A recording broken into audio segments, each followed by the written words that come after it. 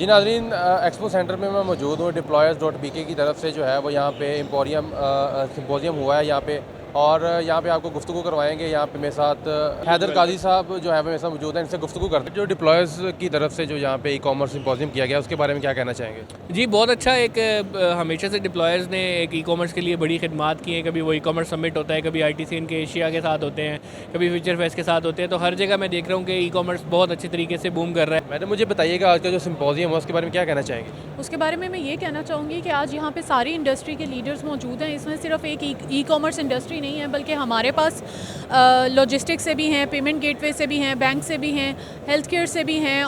तो ये बहुत ही इंपॉर्टेंट इवेंट है, और इस पर मैं जितना भी शुक्रिया अदा करूं डिप्लॉयर्स का। मतलब ये वो लोग हैं जो कि लोकल ई-कॉमर्स इंडस्ट्री को बूम करने के लिए, इस इकोनॉमी में रोल प्ले करने के लिए अपना एक एफर्ट डाल रहे हैं।